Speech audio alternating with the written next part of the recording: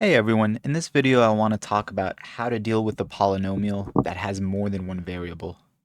So let's write down an example of one. Let's say we were to multiply these two polynomials right here.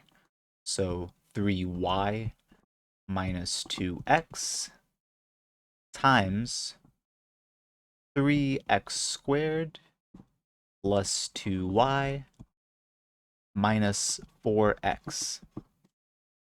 So as you can see right here, we have two variables. We have x in these places, and we also have y over here and over here. So how do we deal with multiplying them? And it's not too different from what we've been doing. In this case, we could just distribute this binomial to each term in this trinomial on the right. So it would go 3y times 3x squared times positive 2y times negative 4x, and then we will multiply negative 2x by 3x squared, 2y, and negative 4x. And let's go ahead and do that. So we'll do the blue ones first. What is 3y times 3x squared? We know 3 times 3 is 9. So 3 times 3 is 9. And y times x squared is just simply yx squared. We could write it as yx squared or x squared y. Same thing. So 9yx squared. And now we're done with this first part right here. The second part, 3y, so 3y times 2y. So what's 3 times 2? That is 6, positive 6. And y times y is y squared. Okay, now this third part right here, this negative 4x. So the 3y times the negative 4x. What's 3 times negative 4? That is negative 12. And y times x, it's simply yx.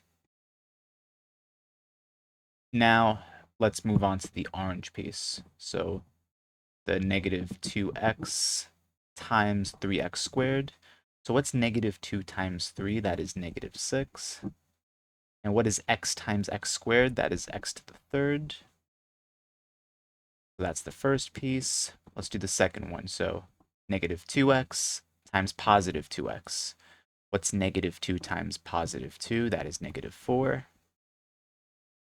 And apologies, negative 2x times positive 2y. So negative 2 times positive 2 is negative 4. X times y is xy. And then the last piece right here, negative 2x times negative 4x. So what's negative 2 times negative 4? Negative times a negative is a positive. So negative 2 times negative 4 is positive 8. Write it down here. Positive 8. And x times x is x squared. Excellent. So let's scroll down and identify our like terms that we can combine. So let's look at this one first. Yx squared. Do we have any other yx squareds in this expression here? We don't. So there are no more like terms for that. How about y squared? We have any other y squareds? We don't. Okay. Yx. Do we have any other yx's? Now we have to be careful. Yx and xy are the same thing. Remember the commutative property for multiplication. X times y is the same thing as y times x. So these two, negative 12yx and negative 4xy, are like terms. Perfect. And x cubed, so x cubed, do we have that anywhere else? No. X squared, do we have that anywhere else? No. Okay, so we just have two like terms. We can combine them. So let's go ahead and combine them. What is negative 12yx minus 4xy? So what's negative 12 minus 4? That is negative 16. And we could either write it as xy or yx. Same thing. Either one works. And then we can bring everything else down. So let's just bring down everything else. So 9yx squared plus 6y squared And we'll bring down the rest of these. So minus 6x squared, we brought that down. And we'll bring down this positive 8x squared. Or, sorry, that is negative 6x cubed. That we're bringing down, negative 6x cubed. Okay, so that is our final answer. That is how you multiply, or that's how you deal with polynomials with more than one variable. In this case, we have x and y. And the same logic applies if we had even more variables, if we had x, y, and z, for example.